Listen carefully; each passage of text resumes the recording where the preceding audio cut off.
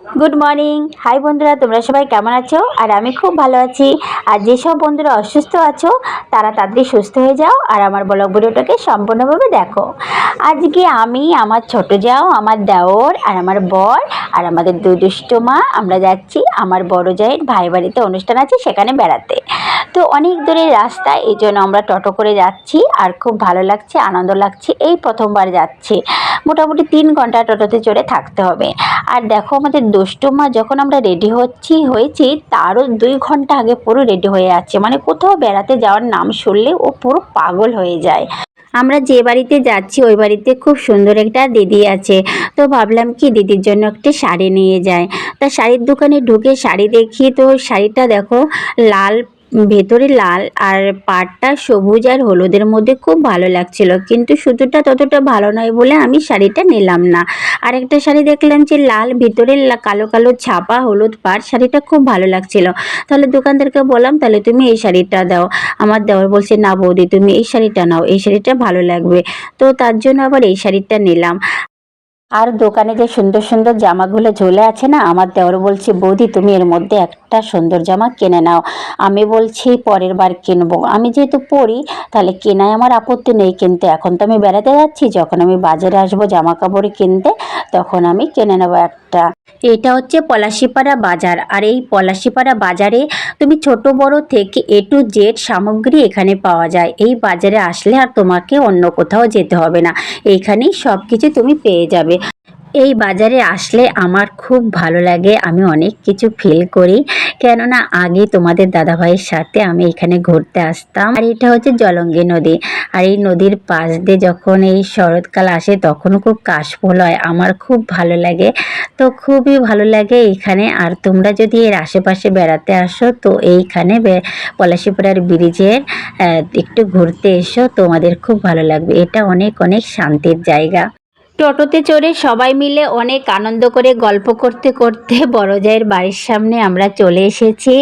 তো বড়দেউ দেখো আমাদের দেখে বড়দেউ চলে এসেছে, তো ভালো লাগছে। আর বড়দেউ খুব খুশি হয়েছে আমরা যেহেতু এসেছি, আমাদের নিমন্ত্রণ করেছিল, যদি না আসতাম তাহলে বড়দেউ অনেক কষ্ট পেত।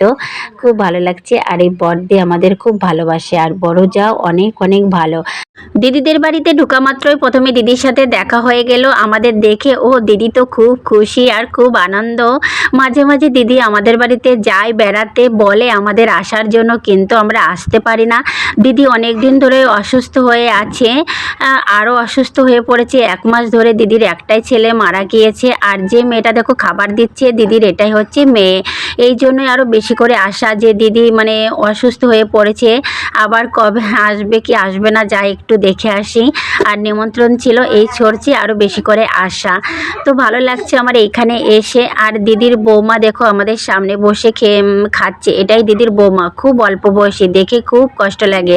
আর আমাদের সুমনা আমার বড় জায়ের মেয়ে বলছে কাকিমা তোমরা আরও আগে আসোনি কেন, তোমাদের সাথে আজকে বাড়ি চলে যাব, আমার এখানে ভালো লাগে না।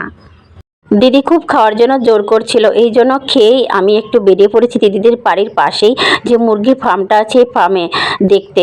আসলে কি জানো তো, এই ফার্মের মধ্যেই আমার ওই দিদির ছেলে মানে মামার কারেন্টের শর্ট দিয়ে মারা গেছে। তো আমি এইটাই জায়গাটায় দেখতে এসেছি, এখানে অনেক বড় বড় মেশিন আছে এর ভেতরে, সেই মেশিনগুলো তো কারেন্ট চলে গেলেও যেন কারেন্ট আটকে রেখে দেয়, মানে ওইখানে যদি কারেন্টে কেউ টাচ করে ধরো যদি মনে করে জাম্পার নামিয়ে দাও তাকে আরও বেশি করে কারেন্ট ধরবে।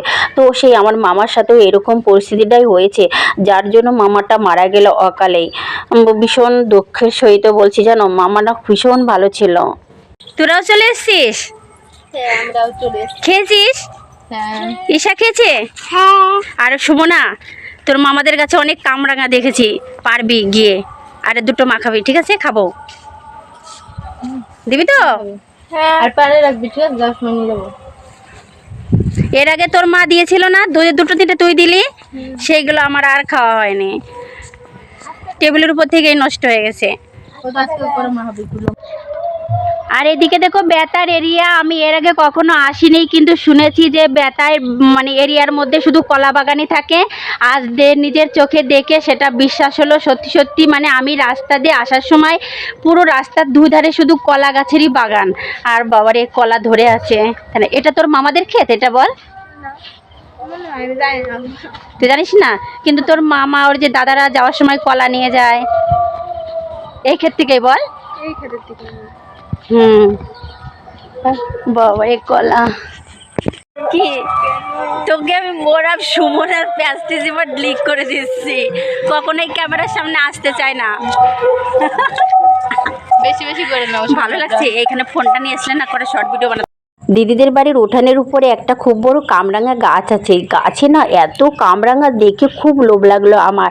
গাছে যতটা না পাতা তার থেকেও বেশি কামরাঙা, ওই জন্য কী করলাম আমরা দুজনে মিলে অনেক কামরাঙা পারলাম, পেরে ব্যাগ ভর্তি করে রাখলাম। বললাম যখন যাব বাড়িতে তখন এক ব্যাগ কামরাঙা নিয়ে যাব, আর দুটো খেলাম।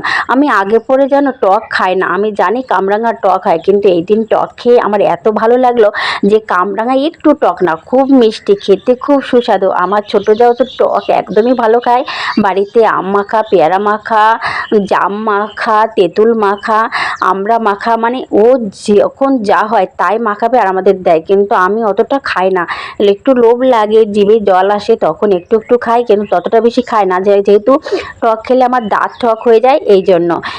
তো আমার প্রাণ বন্ধুরা, তোমরা কে কে টক খেতে ভালোবাসো তারা তারা কমেন্ট করে জানিও। আর আমার ব্লগটাকে আমি এইখানেই রাখছি, পরের ব্লগ নিয়ে আসবো, মানে এর পরের খণ্ড আরও ইন্টারেস্টিং আছে, অনেক কিছু তোমাদের পরের ব্লগে দেখাবো।